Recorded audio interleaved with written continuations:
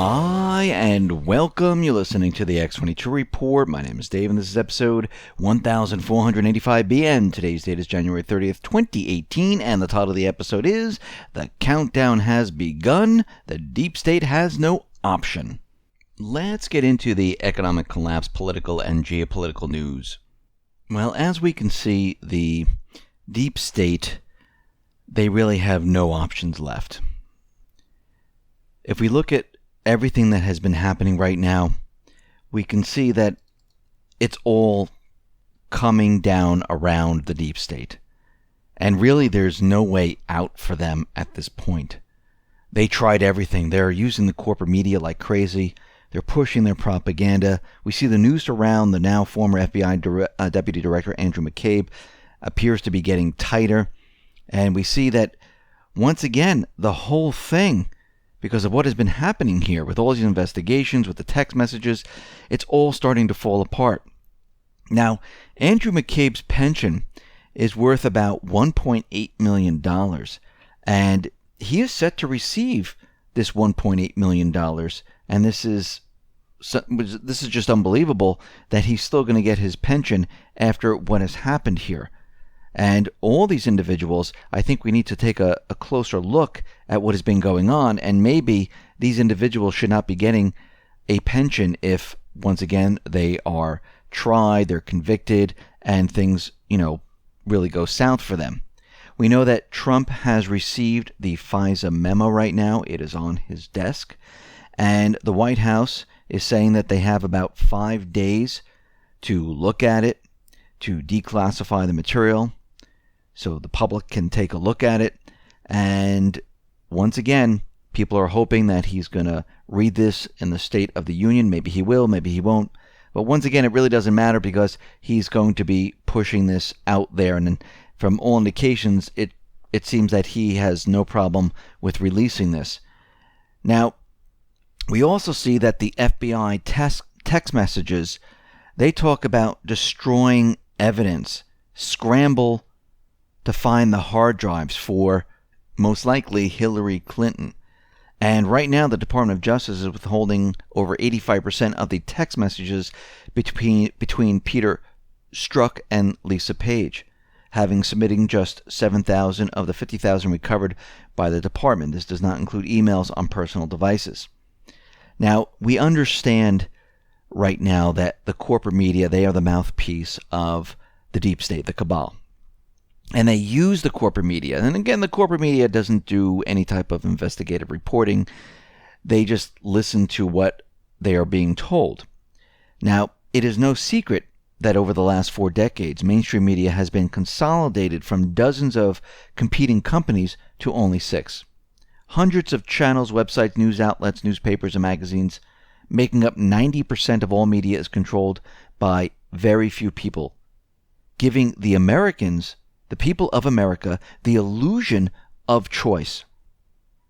Now, while 6 companies controlling most everything the Western world consumes in regards to media may sound like a sinister arrangement, the Swiss Propaganda Research Center, SPR, has just released information that it's even worse than that.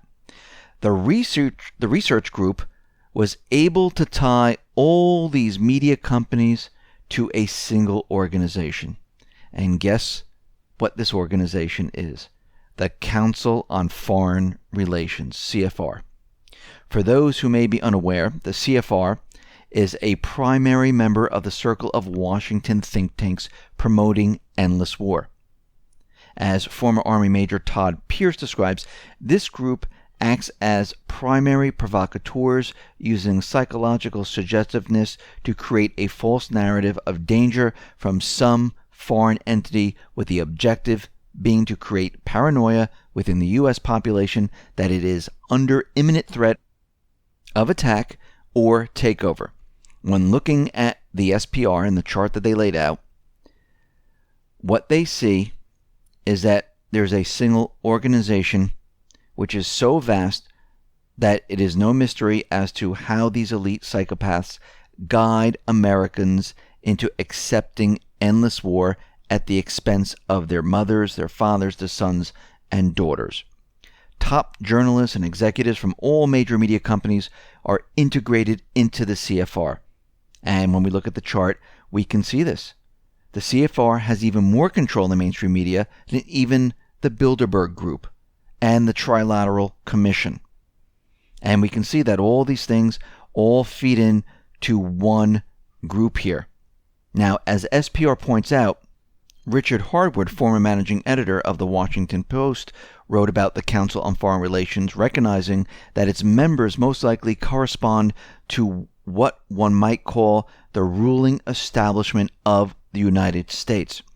Harwood continued, the membership of these journalists in the Council, however they may think of themselves, is an acknowledgement of their active and important role in public affairs and their ascension into the American ruling class. They do not merely analyze, interpret foreign policy for the United States. They help make it. Now, think about this for a second. This group of unaccountable, unelected, professional propagandists in America doesn't simply analyze U.S. government policy, they make it. Now, while only 5% of the members of CFR work within the media, as SPR points out, that is all they need to implement the will of its other members. That includes several U.S. presidents and vice presidents of both parties, almost all foreign, defense, and finance ministers, most chiefs of staff and commanders of the U.S. military and NATO, nearly all national security advisors, CIA directors, UN ambassadors, Fed chairmen, World Bank presidents, and directors of the National Economic Council, some of the most influential members of Congress, numerous media managers and top journalists, numerous prominent academics, numerous executives from think tanks, universities, NGOs, and Wall Street, and key members of the 9/11 Commission and the Warren Commission. And Trump was never a public member of the CFR. Starting to get why they hate him so much. But there are people within his administration that are part of the CFR. Elaine Chao, United States Secretary of Transportation, Jamie Dimon, member of the Strategic and Policy Forum, Jim Donovan, Deputy Treasury Secretary, Larry Fink, member of Strategic and Policy Forum, Neil M. Gorsuch, Supreme Court Justice, Vice Admiral Robert S. Harwood, National Security Advisor.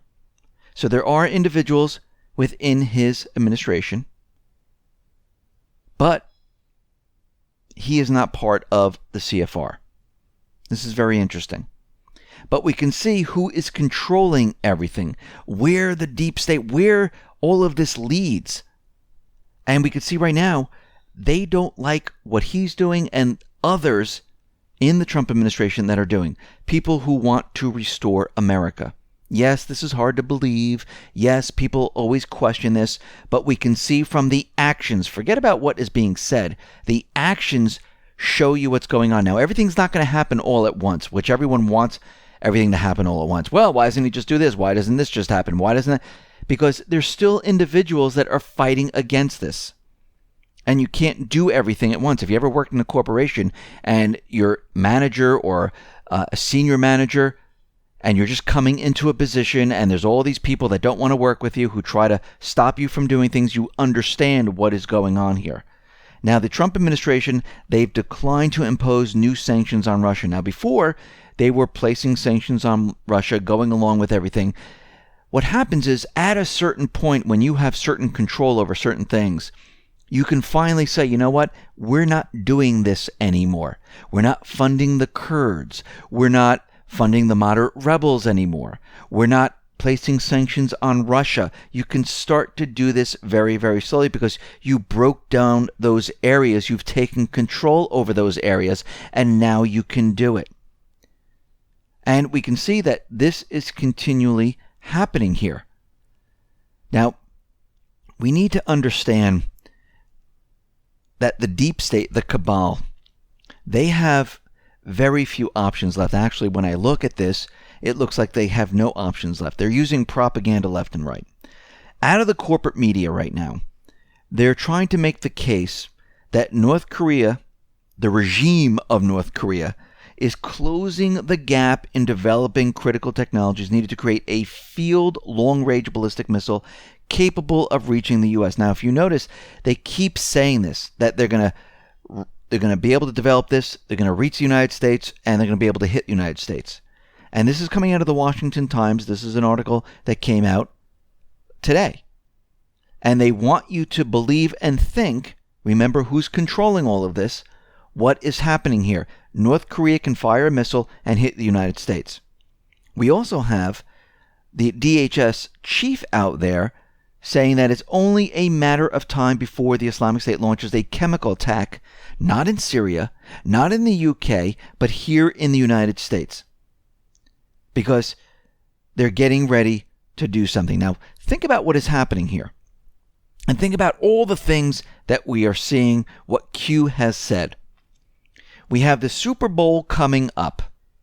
We know that the security that is handling the Super Bowl has been changed, swapped out to GS4, which handled the security that Omar Mateen was a part of in the Orlando nightclub shooting. We also understand there was a missile drill that went live in Hawaii. People are saying that there was a missile that was actually shot off from the Guam area, and it wasn't a mistake. There was actually a missile incoming. Now, this could have been a test to see how people reacted, what people do, what the government, and I'm talking about Trump, what they do, and they wanted to see what that reaction was. Or there was a missile that was headed towards Hawaii, and it was intercepted. Because we know the NBC crew was in the bunker at the same exact time in Hawaii, waiting for something to happen. We know that Bill Clinton was there. Now, I think that was set up so he could say, hey, we had nothing to do with it. Why would I fire a missile at myself? That makes no sense. So we are in the clear with this false flag. We also understand that they're coming out with the Islamic State once again, saying that they're going to be using chemical attacks. We also understand the UK is continually talking about cyber attacks on the financial systems. They're talking about cyber attacks on the financial systems and the infrastructure in the United States. So there are so many things that could happen, and the number of options the deep state has right now, they're not that many. And what they will need to cover all of this up, especially when that memo comes out, they're going to need a distraction that is so large that it jams the airwaves for weeks on end. And hopefully they can get us into a war. That's what they're hoping. If they can't get us into a war, think about this. They already nudged the economy. They already know that the economy is coming down. They know that's built on an illusion. This whole thing's a complete lie. If they have a cyber attack, which all they need to do, because they already have malware inserted in all these systems, we know there's a kill switch for the stock market, the NASDAQ, the BAT system. They developed that a while ago. We know that there have been test runs on the infrastructure. I believe the 2003 blackout in the Eastern Seaboard, that was a test for later on to see if they're able to do it. They like to test these things ahead of time. All they need to do to distract everyone and to bring down the popularity of Trump, to bring down the popularity of the administration, to basically switch everything into their favor, is to distract everyone with the economy coming down. And if they do this and they bring the economy down and the stock market falls, it crashes, we have this huge correction, guess what? On Trump's watch, the economy came down. Elections, midterm elections are coming up. The next bit of elections, he's not going to be able to do anything. And they might even take this a step further. All they have to do is say, because of his incompetency, because he didn't know what he was doing, he wasn't fit to be president, the entire system came down, and they will push an impeachment. We know the State of the Union is tonight. Now, once again, everyone is gathered all in one place. Maybe something will happen there. We don't know. Because if he's decided already to read the memo out loud to the public, most of the public might say, this is fake, this is whatever. But these people in the deep state, they might say, we can't let this happen, and they might try to stop it. And we'll just have to wait to see what happens. Now, these are all different scenarios. I'm not saying any of these are going to actually happen, but these are the options the deep state might use. We know they create gigantic false flags to distract everyone from whatever is going on. Look what happened 9/11. There's many different agendas associated with 9/11, but one of the big ones was the $2 trillion missing that came out on September 10th from the Pentagon, and it was completely forgotten about.